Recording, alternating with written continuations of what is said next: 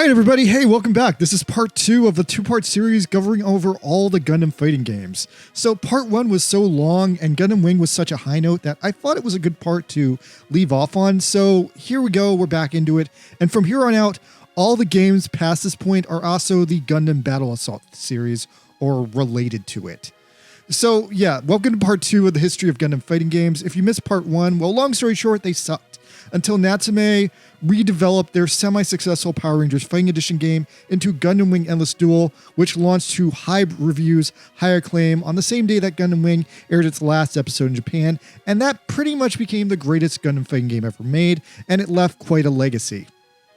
Now, don't expect there to be a part 3 to this series because there hasn't been a Gundam 2D fighting game in like 20 years since Battle Assault ended, but if you're still hungry for more content about this, I ejected a 30-minute section of this video where I went over the story of Gundam Battle Master in great detail because that was just too much to be in here and it messed up my flow. Anyway, so Gundam Wing Endless Duel was great. Greatest Gundam fighting game in my opinion, complete success. It was a complete success. The team at Natsume knows they need to follow it up with a sequel that's just as good. But now Gundam Wing is over and the SNES is basically winding down its production as we move into 1997. The N64 is already out, it's been commercially released, and everyone's kind of moving on to that as the new hotness.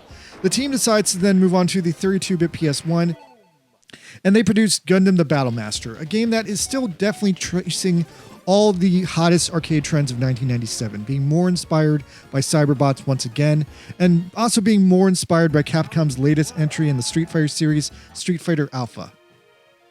If you're not caught up with what was going on at this time in 1997, filling in the blanks here, so at this point, Capcom had milked Street Fighter 2 for years, just releasing the same game year after year with minor microscopic changes. First, they released the original, then they released Championship Edition, where you could play as the bosses. Then they released Turbo, which was just Championship Edition again, but slightly faster. And then, while Street Fighter had been releasing new versions year after year, people weren't really impressed by that. It kind of looked like a scam to most people. So finally, they released one that people really cared about. The only one that really mattered, the one that really made a major difference, was Super Street Fighter. This came out in 1995, and it added 4 new characters, Cammy, T-Hawk, DJ, and Fei Long, who looks like Bruce Lee. That was kind of a big deal at the time, and everyone was like, well, that new Street Fighter with those new characters looks pretty cool. So Super Street Fighter ended up being the ultimate and final update to Street Fighter 2. People who had been hesitant about buying Street Fighter 2 before were like, well, we have to buy this one. It's got 4 more characters. And Capcom, seeing the writing at the wall, knew they could no longer milk this cow any further. So they moved on and released Street Fighter Alpha, a reboot prequel of Street Fighter with more improved game speed, bigger graphics, more combos, and state-of-the-art brand new sprites inspired by anime. There was only one problem with it though. See, at this time in 1997, the industry standard for a fighting game is the number of characters it has. The unique playable characters is really what makes a fighting game a fighting game. Super Street Fighter had set a record at that time for 16, whereas most of the fighting games that were released around this time averaged between 4 to 8 fighters. Street Fighter Alpha, unfortunately, was a step down. It went back down to 10. So for people who didn't care about graphics, people who only cared about having the widest variety of characters, Street Fighter Alpha was a downgrade from Super Street Fighter. As a result, Capcom quickly realized their mistake and rushed out Street Fighter Alpha 2, a game that had 18 characters, therefore settling that argument that it was the true successor to Super Street Fighter and it was a better game. They also introduced Sakura, which ended up driving everyone crazy because she was just hot at the time. So anyway, back to Gundam Wing Endless Duel. It was 1997. Gundam the Battle Master comes out as a successor to Endless Duel. It's by all accounts its sequel, and it's by all accounts a much better game. It was also a response to Street Fighter Alpha, trying to create a similar arcade-style experience with also beautiful big sprites and a tree of interlocking characters that all have drama with each other. I would also say Battle Master represents an optimistic high point in Natsume's career of just making fighting games based on Gundam. So yeah, Gundam the Battle Master 1 is a really weird game. It is definitely the successor to Endless Duel. It definitely takes full advantage of the 32-bit PS1, and it pivots back away from Endless Duel to a roster of random Gundams from the Universal Century like EX Review did back in the day. Now, I gotta say, I had never played Gundam Battle Master 1 before I set out to make this video, and I almost skipped it, and I am so shocked and so glad I didn't, because you need to play this game. It's amazing, and playing it kind of fully helped me contextualize the series and where they'd gone wrong. On a certain level, Master 1 is maybe also my favorite game in the series, but for different reasons, because it's a really earnest attempt by Natsume to like make a name for themselves and carve out a unique niche in the fighting game space. I think this game has actually aged like fine wine because it's completely unique.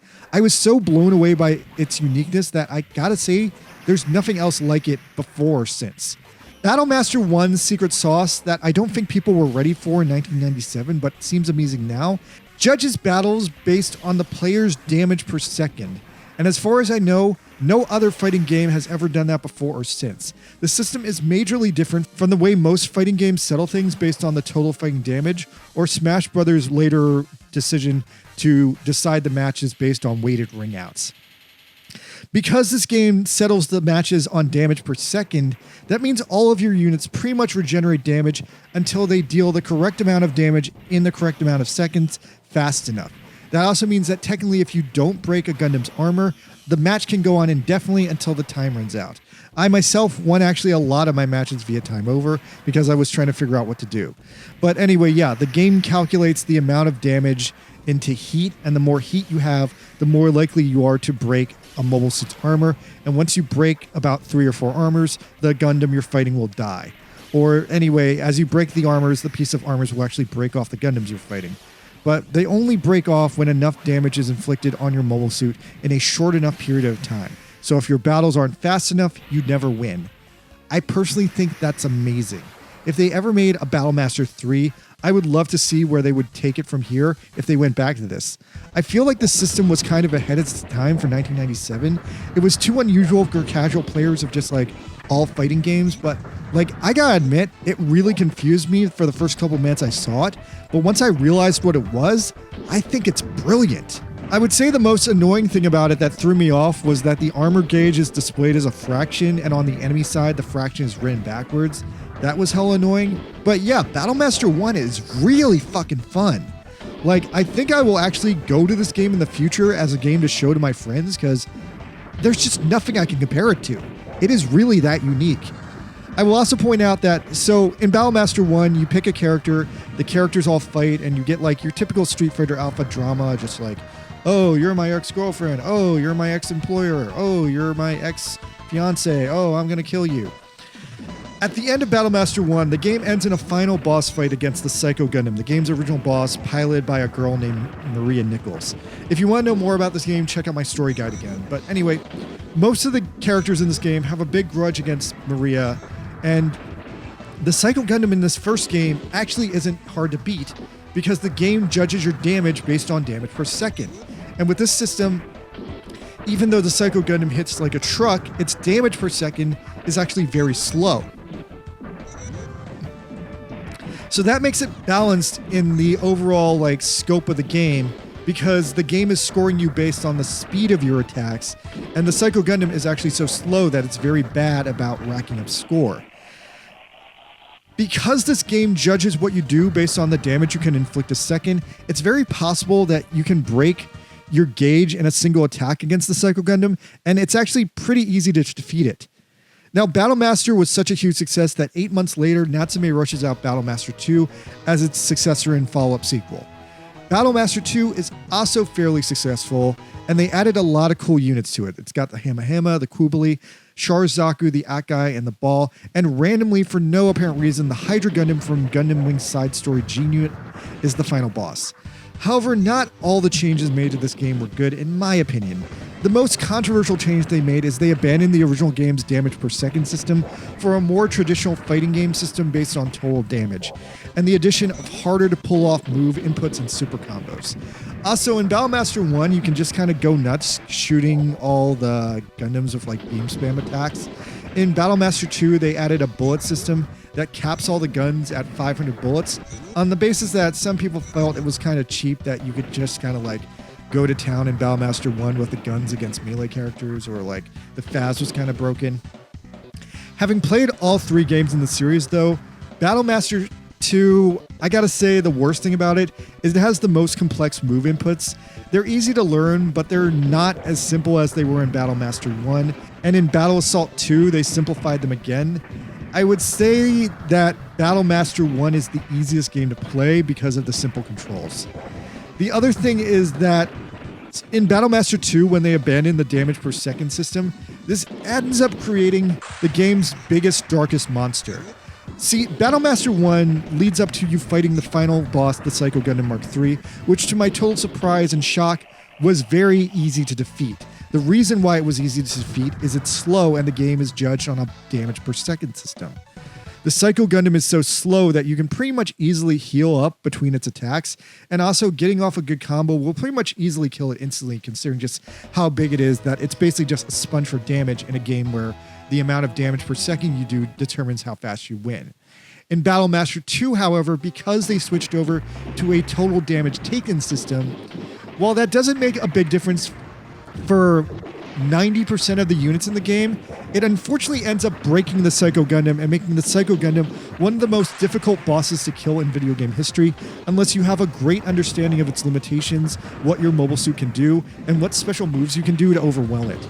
The last thing, I guess, this game was a little rushed out because in Battlemaster 1, every character has their own campaign and story, and even though some of these stories are kind of simple, they're just a few paragraphs of text, Gundam Battlemaster 2 takes all that out and streamlines down the game to just tell one story about two main characters, Gloria Chanberry and Pixie, fighting against the cruel and unusual post-apocalyptic world where they can never get any peace. If you want to hear more about the story, once again, please check out my story breakdown, but it's 30 minutes long. Anyway, so that was kind of it for the Battlemaster series. Basically, according to my statistics, even though nowadays I think the consensus worldwide is many people think that Battlemaster 2 is a classic, many people love it for its larger character roster, its unlockables, and the heartbreaking Gloria story. Even I have to admit the Street Fighter Alpha sprite style makes me hella nostalgic for 1998. Overall, in Japan when it came out, Battlemaster 2 just did not sell as well as Battlemaster 1, and in 1998 the game was ultimately considered to be a flop.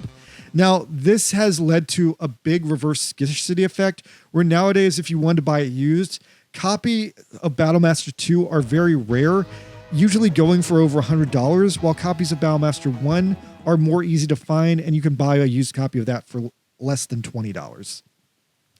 Now, at this point, I want to think in another timeline. This would have basically been the end of the Battlemaster series, but in spring of 2000, a miracle happens. In America, Gundam Wing lands on Toonami, and it starts getting crazy good ratings.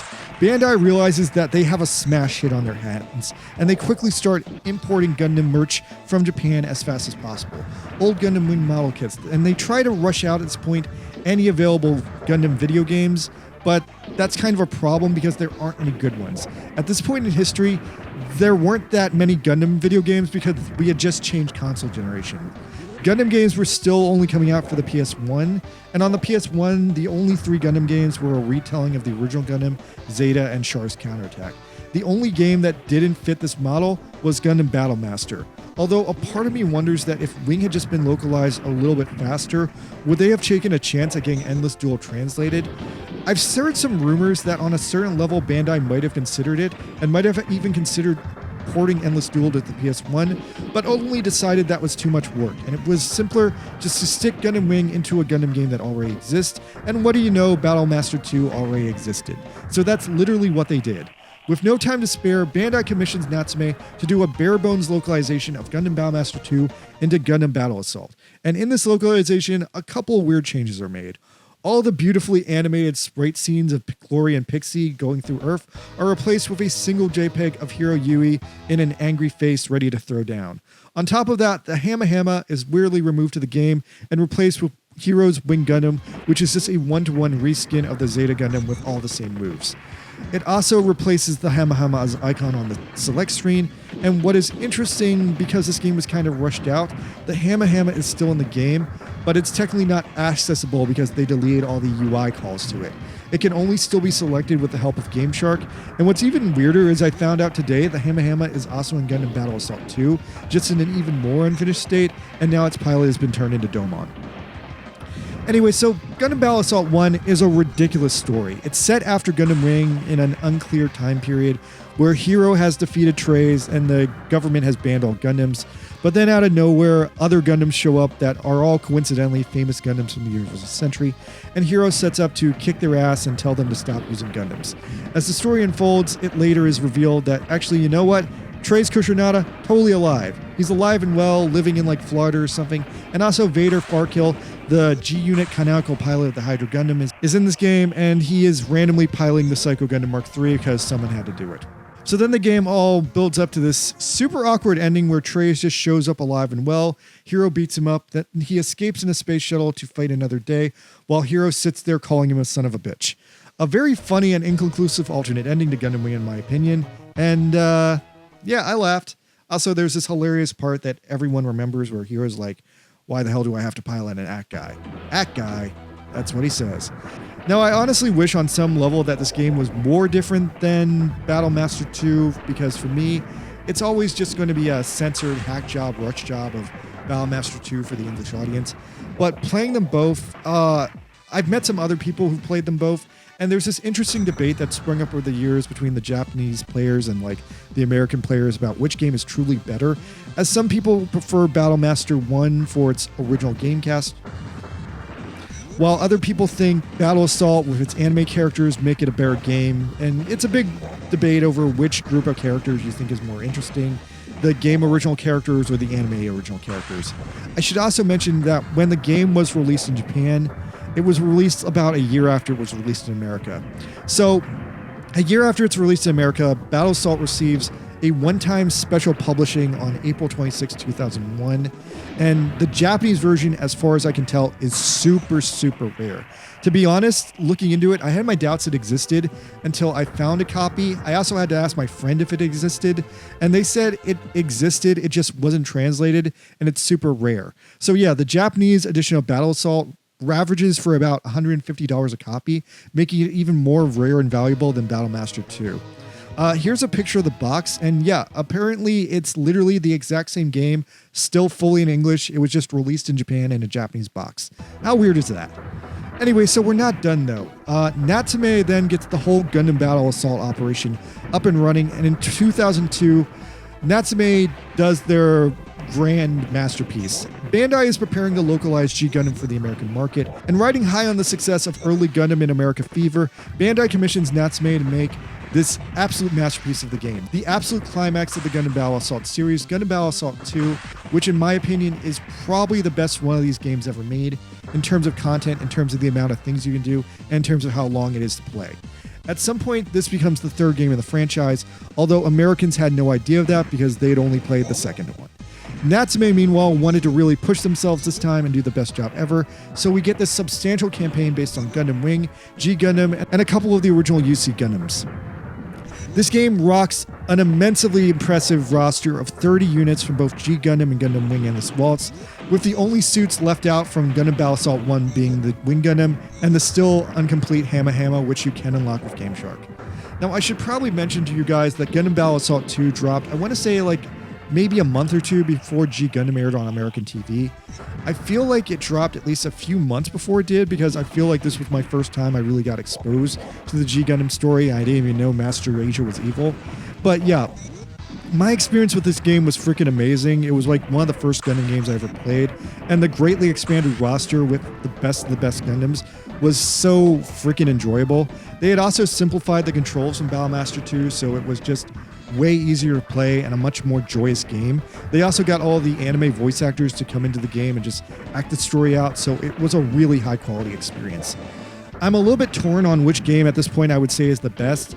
Battle Master 1 is definitely the most unique game and is really charming in a lot of ways. Battle Master 2 is cool for its story. Battle Assault 1 is weird for its localization. But Battle Master 3, man, that is honestly the most special, most amazing one. And it's probably the best one worth buying if you want the most bang for your buck. Now, unfortunately, Japan, meanwhile, gets a completely backwards localization of this game. And I have to officially blame the bad localization on this game to the existence of the Pokemon series. In 1997, Pokemon Red and Green came out, and that was a groundbreaking game changer in Japan. That it was the first time as a publisher that people in Japan realized that you could release two halves of an incomplete game, and hardcore otaku would struggle to complete the game by like trading or like hanging out. But the caveat here is that they also realized that extra rich otaku would also just end up buying both versions of the game, so you could sell the same product to rich people twice. A great win for game companies. Now, for whatever reason, they decide to do that with this game. In October of 2002, Gundam Battle Assault 2 is split into 2 games for Japan. The first game is called the Battle G Gundam, and the second game is called the Battle Gundam Wing. The ironic thing is, despite being marketed as 2 versions from the same game, both games are kind of incomplete, but they also both have content from each other version.